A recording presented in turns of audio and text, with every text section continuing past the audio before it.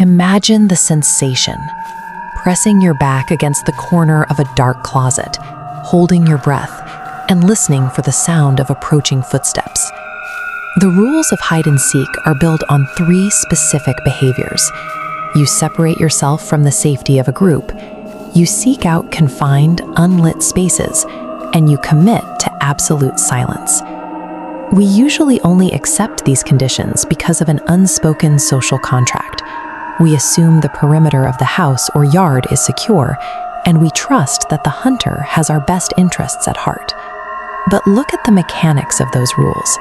By isolating yourself in the dark and suppressing every sound, you are actively disabling your primary human defense mechanisms. Hide and seek functions as a practical rehearsal for being hunted.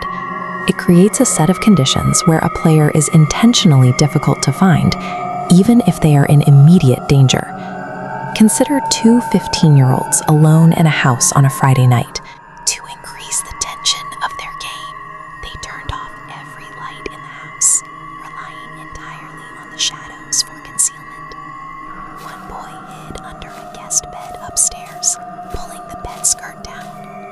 He lay there, listening as heavy footsteps entered the room, and the sound of labored breathing stopped right beside him.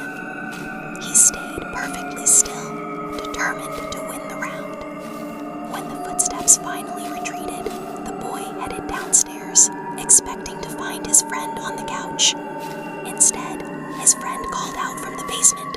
He hadn't been upstairs the entire night. A heavy thud echoed from the second floor.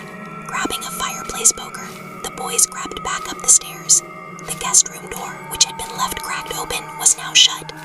Inside, the closet stood wide open, accompanied by the sound of fabric dragging slowly across the carpet. They fled when they heard the front door open and close, followed by footsteps descending into the basement. They sprinted out the back door and reached a neighbor's house just as the intruder was moving into the very space they had just occupied. The rule of silence worked against them. Because the game demanded they stay hidden and quiet, an intruder was able to move through their home without being challenged, using their own commitment to the game as a cover. This risk intensifies when the game moves into an unmanaged environment. A group of 14-year-olds once spent a humid August night playing in the dense woods bordering their neighborhood. In a forest at night, the trees absorb the moonlight, creating pockets of total darkness. These are the environmental blind spots that players actively seek out to hide their silhouettes. One boy crouched low behind a fallen log, listening closely as heavy footsteps suddenly stopped just a few feet away. He refused to move, believing the seeker was testing him. He stayed frozen even as the footsteps eventually crunched deeper into the woods. He later reported hearing a low whisper right beside him in the dark.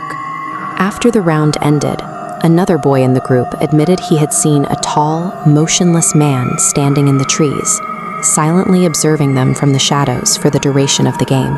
Camouflage is a neutral tool. The same darkness a child uses to vanish is the exact darkness a stranger uses to stand right beside them without ever being detected. The most direct danger occurs when the game's structure is exploited by an outsider. 4 teenagers on a rural Pennsylvania property were approached by an older boy named Keith, who asked to join their game. Keith suggested a game of manhunt and insisted on being the seeker. This effectively forced the 4 friends to separate and scatter across the vast wooded property, leaving each of them isolated. Keith never actually looked for them.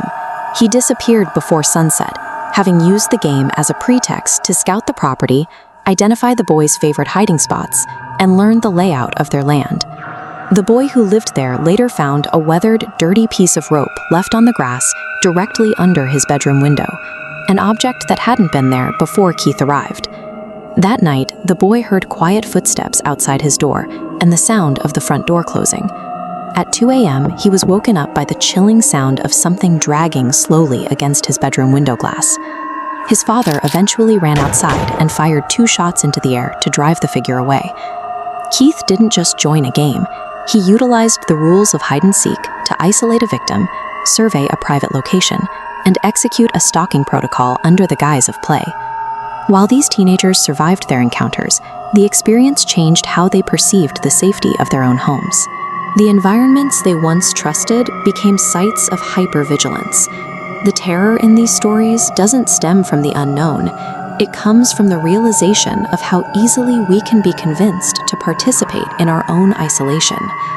The trauma manifests in the small things, how the snap of a twig or a creak in the hallway now triggers the primal memory of being watched while unable to move.